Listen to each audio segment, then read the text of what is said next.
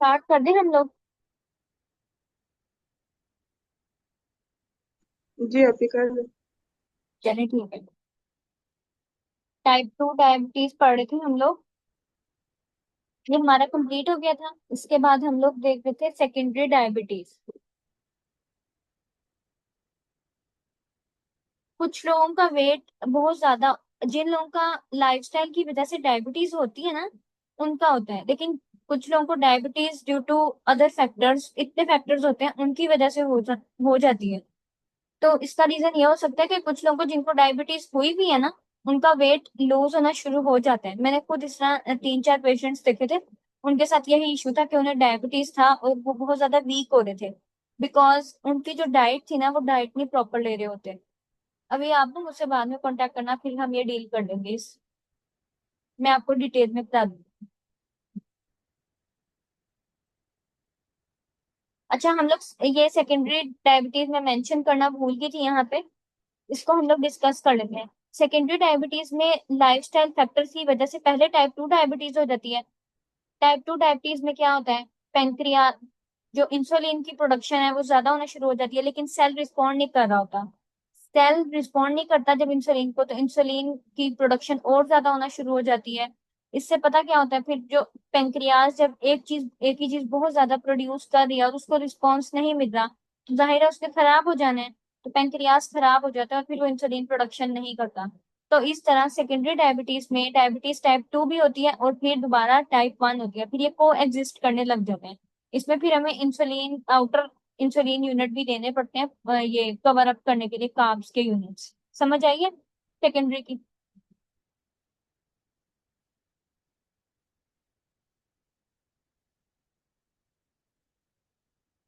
Class समझ आ गई है, सेकेंडरी डायबिटीज। ओके, मैं रिपीट कर देती हूँ। यस मैम आ रही है। यस मैम अच्छा आ रही है। खदीजा, मैं रिपीट कर देती हूँ।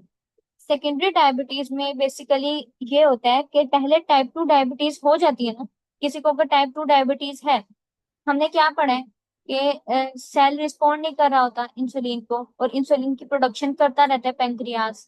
टाइप 2 में हमने यही पढ़ा था। इसमें फिर ये होता है कि पेंक्रियाज ओवर प्रोडक्शन शुरू कर देता है इंसुलिन की। सेल के अंदर रिसेप्टर पे ज्वाइन तो हो नहीं रहा, फिर जो इंसुलिन प्रोड्यूस हो रहा है वो उसका क्या करना है हमने, उसका फायदा तो है ही नहीं। ओवर प्रोडक्शन की वजह से पेंक्रियाज डैमेज हो जाता है, जिसकी वजह से इंसुलिन प्रोडक्शन बंद हो जाती है। फिर ये हमने क्या किस में पढ़ा था, टाइप 1 में हमने ये पढ़ा है कि इंसुलिन प्रोड्यूस नहीं हो रहा, और टाइप 2 में पढ़ा है कि प्रोड्यूस हो रहा है, रिस्पॉन्ड नहीं कर रहा। सेकेंडरी डायबिटीज में दोनों कंडीशन को एग्जिस्ट करती हैं। अब समझ आइए। यस। इसमें हमने एडिशनल इंसुलिन डोज लगानी होती है। अब हम लोग पढ़ लेते हैं गेस्टेशनल डायबिटीज। पाकिस्तान में ना ज्यादा कॉमन टाइप 2 है, बट गेस्टेशनल डायबिटीज का बहुत ज्यादा आजकल चल रहा है, बिकॉज जो वुमेन्स हैं वो अपनी डाइट का बिल्कुल भी प्रॉपर इंटेक नहीं कर रही होती। ये जो गेस्टेशनल डायबिटीज होती है ना, प्रेगनेंसी के थर्ड ट्राइमेस्टर में होती है। ठीक है, बिकॉज एक तो बंदे का वेट बहुत ज्यादा इंक्रीज हो रहा होता है, इसलिए इसकी मैं आप लोग को बताती हूँ। Gestational diabetes occurs in pregnancy. इसमें जो सबसे ज्यादा कॉमन थिंग होती है ना, ये होती है कि जो जब फीमेल की वोम में होता है बेबी, तो उसको, एक बंदा है नॉर्मल जैसे हम लोग हैं, हमारी ब्लड स्ट्रीम में ग्लूकोज लेवल हाई होता है और फिर साथ ही उसकी प्रोडक्शन सब कुछ होता है, नॉर्मल मैकेनिज्म होता है। लेकिन गेस्टेशन में क्या होता है, गेस्टेशन में दो लोग होते हैं, दो लोगों को रिक्वायर्ड होती है ग्लूकोज। सही कह रही हूँ ना मैं, बिकॉज एक तो मदर होती है और एक फीटस होता है, उन दोनों को ही चाहिए होती है ग्लूकोज। फिर उन दोनों के सेल्स को ही रिक्वायर्ड होती है उनमें एनर्जी के लिए। ठीक है, समझ आ रही है गेस्टेशन की। जी आ रही है। ठीक है, इसमें क्या होता है कि मदर और फीटस दोनों को रिक्वायर्ड होती है, तो एनर्जी रिक्वायर्ड होती है ना उनके सेल्स को, तो इसलिए हमें ज्यादा चाहिए होता है।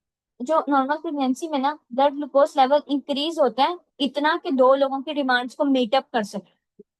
लेकिन कुछ लोगों में ना, जैसे कुछ फीमेल्स होती हैं, वो गेस्टेशनल पीरियड में बहुत ज्यादा जंक फूड, प्रोसेस फूड का इंटेक करती हैं। एक तो वैसे ही उनका हाई है, मतलब दो लोगों की रिक्वायरमेंट के हिसाब से देखें तो वो हाई हो रहा है, वुमेन के लिए तो नहीं ना ठीक, हाई हो रहा है। अब वुमेन अगर अपनी डाइट और खराब कर लेगी जंक फूड प्रोसेस फूड लेके, तो क्या होगा, तो मजीद जो एक तो पहले हाई था फिर उससे ज्यादा हाई होने लग गया, तो फिर उसके बुरे इम्पैक्ट आते हैं। लाइक अगर गेस्टेशन में बहुत ज्यादा ग्लूकोज लेवल इंक्रीज होता है, तो ये वोम में फीटस पे इफेक्ट करता है, जिसकी वजह से बहुत ज्यादा मिसकैरेज कंडीशंस भी आ जाती हैं। लाइक वो जो ग्लूकोज लेवल होता है वो बेबी की आईज को भी इफेक्ट कर सकता है। समझ आइए क्लास?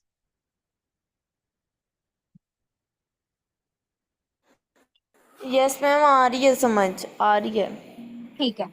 अब गेस्टेशनल डायबिटीज होती है ना आफ्टर बर्थ, मतलब बेबी की बर्थ हो गई है तो गेस्टेशनल डायबिटीज खत्म हो जाती है। लेकिन कुछ लोगों में अगर नहीं होती तो वो उससे उस टाइम पे डाइट कंट्रोल करनी है। आफ्टर बर्थ अगर फीमेल अपनी डाइट कंट्रोल नहीं करेगी, डाइट को मैनेज नहीं करेगी, तो ये गेस्टेशनल डायबिटीज कन्वर्ट हो जाएगी टाइप 2 डायबिटीज में। क्लियर है यहाँ तक? मैम तो ठीक है, हम लोग नेक्स्ट स्टार्ट कर लेते हैं। अब देखें gestational diabetes, as a dietitian आपका क्या रोल होगा, आपने उनकी काउंसलिंग करनी है। एक तो इस टाइम पीरियड में, गेस्टेशनल पीरियड में अ, थोड़ा सा जो हार्मोन्स हैं वो सैडनेस वाले भी होते हैं। तो ये एज अ डाइटिशियन आपने इसकी पेशेंट की काउंसलिंग करनी है कि गेस्टेशनल डायबिटीज उनको, अब वो समझेंगे कि हमें डायबिटीज हो गया, क्योंकि लोगों को अवेयरनेस नहीं होती। किसका दोबारा बताऊं, गेस्टेशनल का? मैं रिपीट कर देती हूँ। गेस्टेशनल डायबिटीज में दो लोगों को ग्लूकोज रिक्वायर्ड होती है, क्योंकि उनके सेल्स दो लोगों के होते हैं, उनको एनर्जी चाहिए होती है। इसलिए उनकी जो ग्लूकोज लेवल है वो ब्लड स्ट्रीम में ज्यादा हो जाता है। जब जब उसने ज्यादा हो जाना है तो फिर, अब कुछ लोगों का ना, अब गेस्टेशनल डायबिटीज में नॉर्मल लोगों से ज्यादा ही हो रहा है। लेकिन अगर एक फीमेल अपनी डाइट बिल्कुल खराब कर लेती है, लाइक वो जंक भी खा रही है, प्रोसेस भी खा रही है, तो वो पहले ही हाई है एक तो वो और हाई होना शुरू हो जाता है, जिससे क्या होता है वो ग्लूकोज उन पे इम्पेक्ट करता है। अब हाई ग्लूकोज से ना बाजू का जो प्रेग्नेंट वुमेन होती है ना उसका ब्लड प्रेशर हाई होना शुरू हो जाता है, इससे भी बहुत सारे इफेक्ट्स आते हैं। और जो फीटस होता है ना, वो वोम में उसके ऑर्गन्स बहुत ज्यादा सेंसिटिव होते हैं, जो ग्लूकोज उस पे इम्पैक्ट कर सकते हैं। इसकी वजह से बहुत सारे मिसकैरेज केसेस भी होते हैं। और जो बेबी होता है वोम के अंदर, उसकी आईज पे इफेक्ट आना शुरू हो जाते हैं। नॉर्मल अगर आप लोगों को पता हो, डायबिटिक्स की जो विजन है वो खराब होना शुरू हो जाती है टाइम पीरियड के साथ साथ। इसी तरह सोचें जो वोम में फीटस है वो इतना सेंसिटिव है, उसका डेवलपमेंट पीरियड चल रहा है, अगर उसके ऊपर जो वो हाई ग्लूकोज लेवल इम्पैक्ट करेगी तो वो उसके लिए नुकसानदेह होती है। तो यहाँ पे आपने पेशेंट की काउंसलिंग करनी है। अब ये जो गेस्टेशनल डायबिटीज है ये बाद में खत्म हो जाती है after the birth of baby. लेकिन अगर कुछ लोगों में ये नहीं होती तो उनको डाइट कंट्रोल और मैनेज करने की जरूरत होती है।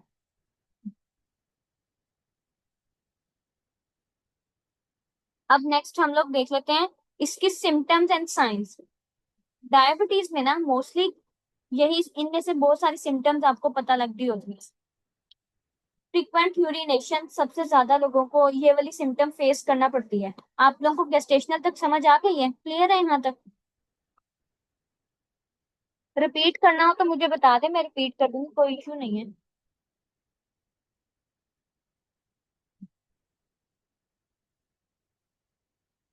जी ठीक है, अब हम लोग नेक्स्ट स्लाइड पे चलते हैं। अब साइंस एंड सिम्टम्स की अगर हम डायबिटीज की बात कर लेते हैं ना, तो एक तो फ्रीक्वेंट यूरिनेशन होती है जिसको हम पोलीयूरिया बोलते हैं। यहाँ पे लिखा भी हुआ पोलीयूरिया। फ्रीक्वेंट यूरिनेशन को हम लोग कहते हैं पोलीयूरिया। डायबिटिक्स को मोस्टली फ्रिक्वेंट यूरिनेशन होती है, उनके यूरिन के अंदर ग्लूकोज का लेवल हाई हुआ होता है, ये बात आप लोग याद रखना। एक सिम्टम होती है पोलीफेगिया। इसमें क्या होता है कि वो बहुत ज्यादा पर्सन को भूख लगने लग जाती है। डायबिटिक पेशेंट है, उसको पोलीफेगिया हुआ है, ठीक है, पोलीफेगिया मतलब बहुत ज्यादा भूख लगी है, उसका वेट भी इंक्रीज होना शुरू हो गया है, ये एक सिम्टम होती है। एक होती है पोलीडिस्पिया, इसको कहते हैं कि थर्स्ट, बंदे को बहुत ज्यादा प्यास लगना शुरू हो जाती है। फ्रीक्वेंट यूरिनेशन, इंक्रीज थर्स्ट और हंगर बहुत ज्यादा हो जाती है। पेशेंट को बहुत फिटीक होती है डायबिटीज में, गेस्टेशनल में भी, टाइप 1 में भी और टाइप 2 में भी। फिटीक किस तरह होती है? अब जब सेल्स हैं, सेल, जैसे अगर मसल सेल्स की बात कर लें, जब वो ग्लूकोज लेंगे ही नहीं, उसकी ब्रेकडाउन नहीं होगी, हमें एनर्जी कैसे मिलेगी? जाहिर है हमें एनर्जी नहीं मिलेगी तो हमें फिटीग फील होगी, नमनेस, हाथ पांव ऐसे लगते हैं जैसे सुन्न हो गए हैं। इन्फेक्शन, जो डायबिटिक पेशेंट होते हैं ना उनको इन्फेक्शन होता है, कहते नहीं है कि डायबिटिक्स के जो फुट और हैंड होते हैं वहां पे ब्लड सप्लाई नहीं हो रहा होता प्रॉपरली। तो क्या होता है कि उनको बाजू का अगर कोई कट वगैरह भी लगता है तो उनको फील ही नहीं होता, उनको इससे इन्फेक्शन होता है। हीलिंग उनकी बहुत ज्यादा स्लो हो जाती है बिकॉज उनका जो सर्कुलेशन है ब्लड की वो ज्यादा नहीं हो रही होती। आप लोग इमेजिन करें, ब्लड में ग्लूकोज है, लाइक अगर वाटर लेते हैं, वाटर में चीनी मिक्स कर देते हैं, अब जामे श्री आपने देखा है, वो गाढ़ा होता है, गाढ़ा होता है ना। इसी तरह अगर हम ब्लड की बात करते हैं, ब्लड में ग्लूकोज लेवल हाई हो गया तो ब्लड गाढ़ा हो गया, तो क्या होगा, उसको जो ब्लड को पंप करने में, प्रेशर देने में टाइम लगेगा, जिसकी वजह से क्या होगा, स्लो हीलिंग होगी। ब्लड टाइम पे नहीं पहुंच रहा, अगर कोई कट वगैरह लग गया ना तो वो बहुत लेट जाएगा। वियन, ब्लड वियन, जो डायबिटिक होते हैं ना इनकी आइस सबसे ज्यादा ना, अगर हाई ग्लूकोज लेवल है तो वो कैपिलरीज पे इफेक्ट करता है, और हमारी आइस के अंदर इतनी छोटी छोटी सेंसिटिव कैपिलरीज हैं, वहां पे जाके जो है ग्लूकोज इफेक्ट करता है, जिसकी वजह से उनकी आहिस्ता आहिस्ता विजन खराब होने लगती है। कुछ लोगों को ना बिल्कुल ही लास्ट स्टेजेस होते हैं ना जब डायबिटीज के, तो उनको नजर आना भी बंद हो जाता है, इतना होता है। DKA, इसका मतलब होता है उनको वॉमिट टाइप फीलिंग आती है, फ्रूटी स्मेल उनकी ब्रीथ में से आती है, और बर्निंग हैंड्स एंड फीट, उनको लगता है कि उनके हाथ और पाँव में से ना हीट निकल रही है। कुछ लोग पेशेंट्स होते हैं वो कहते हैं कि हमारे हाथ पाँव ना जल रहे हैं, इस टाइप की फीलिंग आती है उन्हें। इची स्किन हो जाती है, उनको बहुत ज्यादा खारिश फील होती है, उनकी हाथों और पाँव में ना, जिस तरह कहते हैं ना सुइयां चुभ रही हैं, टिंगलिंग, इस तरह की फीलिंग आने लगती है। यहाँ तक आप लोग को क्लियर है सिम्टम्स? क्लास, यहाँ तक क्लियर है सबको?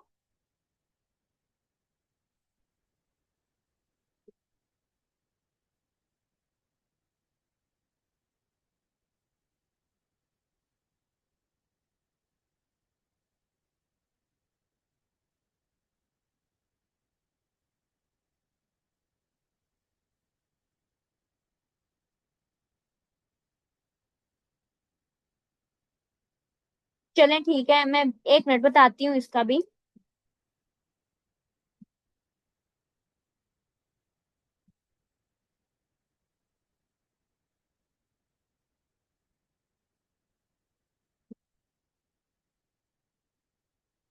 नाइग्रिकेंस ना एक ये टाइप 2 के अंदर होती है।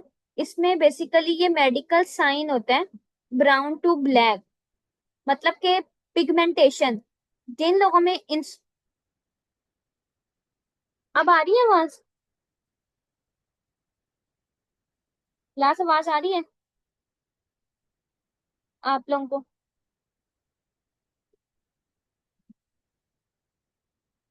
ठीक है। नेग्रिकन एक ऐसी कंडीशन होती है, पिगमेंटेशन, ये मोस्टली टाइप 2 डायबिटीज वाले लोगों में होती है। असल में ना इंसुलिन रेजिस्टेंट हो जाता है। इंसुलिन रेजिस्टेंट की सबसे बड़ी निशानी ये होती है, गर्दन के बैक साइड पे ना पिगमेंटेशन हो जाती है, लाइक वो ब्राउनिश टाइप कलर होता है। नोट किया आप लोगों ने कभी? डायबिटीज वालों को मोस्टली ये होता है कि उनकी पिगमेंटेशन होना स्टार्ट हो जाती है। अब हम लोग रिस्क फैक्टर्स की बात कर लेते हैं, कौन कौन से रिस्क फैक्टर्स होते हैं हमारे पास डायबिटीज के। सबसे पहले तो इसमें ना डायबिटीज की वजह से फैटी लिवर हो सकता है, स्मोक, हाई ब्लड प्रेशर, और टाइप 2 डायबिटीज अगर फैमिली में किसी को है ना, ये जनरेशन में पास, टाइप 1 जीन्स में अगर टाइप डायबिटीज किसी फैमिली में अगर किसी के दादा को है या दादी को है ना, नाना नानी, तो आगे उनके बच्चों में ये ट्रांसफर हो सकता है, लाइक आप लोग की जनरेशन में ये ट्रांसफर हो सकते हैं। बहुत सारी मेडिकेशन, हार्मोनल डिजीज हैं, उनकी वजह से भी आप लोग को डायबिटीज हो सकता है। ये आप लोग ना अपनी एक हैबिट बना लें कि जो चीज आप पढ़ते हैं ना, लाइक अब आप लोग देखें कौन सी मेडिकेशंस होती हैं वो डायबिटीज करवा सकती हैं, क्योंकि उसका क्या मैकेनिज्म होता है। जब आप लोग इस तरह की चीजें रिसर्च किया करेंगे ना, आप लोग को रिसर्च करना आ जाएगी बेसिकली, फिर आप लोग को डिफरेंट चीजें पता लगेंगी।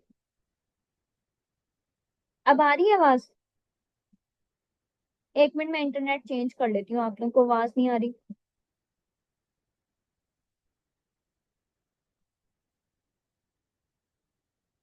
अब आ रही है क्लास आवाज?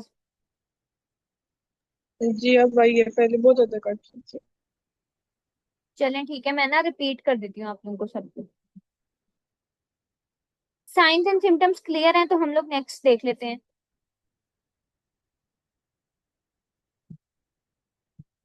नेक्स्ट ये रिस्क फैक्टर्स हैं।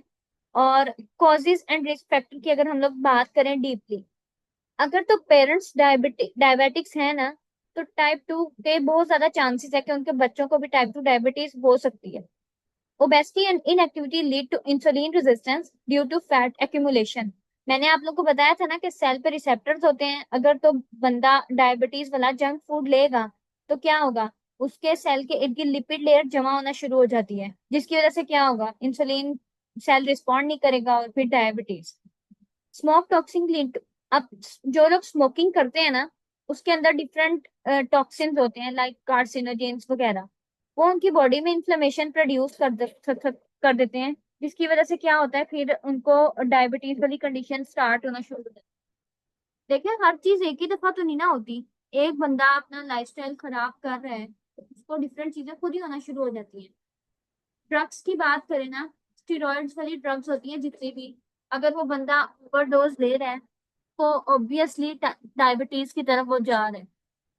मैंने आप लोगों को पहले ही बताया कि ओबेसिटी, डायबिटीज, पीसीओएस ये लिंक कर रहे होते हैं। और जो डायबिटीज वाले पेशेंट होते हैं ना, मोस्टली उनका बीपी हाई होता है, बिकॉज उनके सेलुलर डैमेज बहुत ज्यादा हो रहा होता है, इनको इंसुलिन रेजिस्टेंट होती है। ब्लड प्रेशर, ओबेसिटी, डायबिटीज और पीसीओएस, इसमें